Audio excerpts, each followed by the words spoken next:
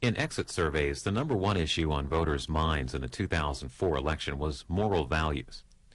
Next, neuroscientist Sam Harris takes a critical look at the role of religion in public life in his new book, The End of Faith, Religion, Terror, and the Future of Reason. This talk is an hour and a half. Sam Harris is a graduate in philosophy from Stanford University. He has studied both Eastern and Western religious traditions, along with a variety of spiritual disciplines for 20 years. He is now completing a doctorate in neuroscience, studying the brain as the basis of belief, disbelief, and uncertainty with functional magnetic resonance imaging. And of course, he is the author of The End of Faith, Religion, Terror, and the Future of Reason. Several foreign editions of his book are currently in the process of being published. A quote from the New York Times Book Review: "The End of Faith articulates the dangers and absurdities of organized religion so fiercely and so fearlessly that I felt relieved as I read it, vindicated, almost personally understood. Harris writes what a sizable number of us think, but few are willing to say in contemporary America. This is an important book on a topic that, for all its inherent difficulty and divisiveness, should not be shielded from the crucible of human reason." It is my great pleasure, on behalf of the Irvine United Congregational Church and University Synagogue, to present Sam Harris. Thank you very much.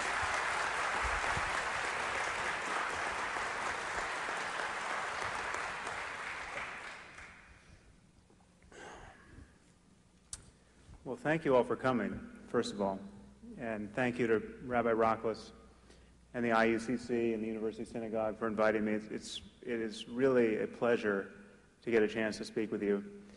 A surprising pleasure, given the radical nature of my critique of faith. I was not expecting to give talks in synagogues, quite frankly. So hopefully over the next hour I can give you something to think about that is in fact worth thinking about. Of course, this is often easier said than done. And we can have a discussion. I will, at the end, take questions, as Rabbi Rocklis said. So if I've said anything that is just too troublesome or too stupid for words, you'll get a chance to take me up on it, and I look forward to that. Also, as he mentioned, this is being taped by C-SPAN, so if things break down horribly for us, we will have a record of just what not to say to a congregation of Jews and Christians in Orange County. Now, the problem I want to talk about tonight is the problem of belief. What does it mean to believe? We use this word all the time, and I think behind it lurk some really extraordinary taboos and confusions. What I want to argue tonight is that how we talk about belief, how we fail to criticize or criticize the beliefs of others, has more importance to us personally, more consequence to us personally, and to civilization than perhaps anything else that is in our power to influence. So what is belief? Well, beliefs are representations of the world, clearly. They're mental representations of the world, but they're not only that.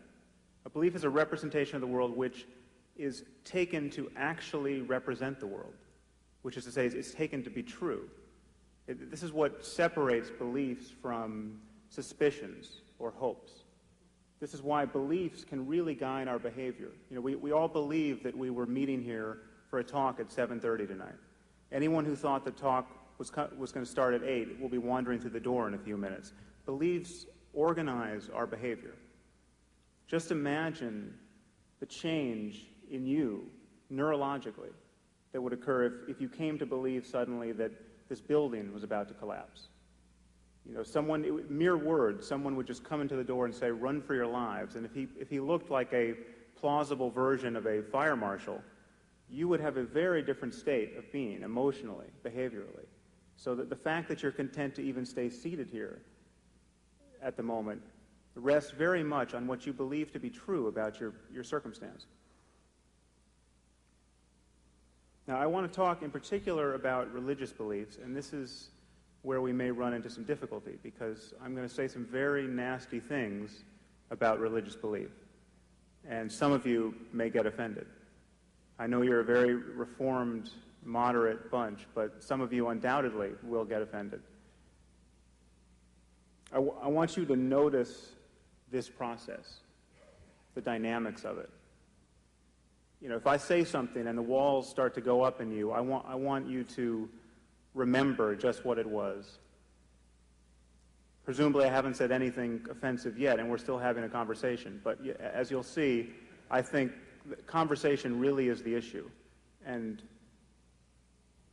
what prevents it, what derails it, is really the challenge for us to specify as a species, really.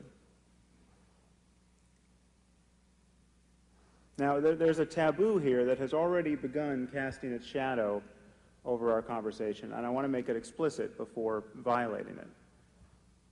It is taboo in our society to criticize a person's religious faith.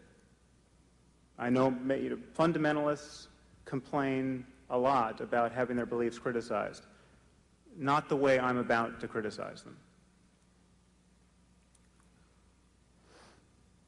It's taboo even to notice the differences among our religions. It's taboo, for instance, to even notice that certain religions lead to violence in a way that others don't. Certain religious doctrines promulgate violence.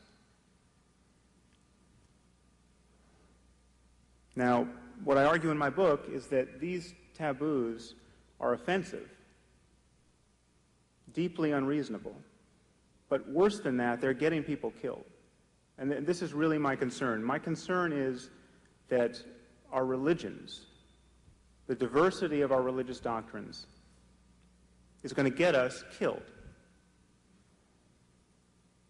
I'm worried that our religious discourse, our religious beliefs are ultimately incompatible with civilization. It seems to me to be absolutely obvious that there is no future in which nuclear-armed fundamentalist regimes will live side by side with one another and manage to keep the missiles happily in their silos indefinitely.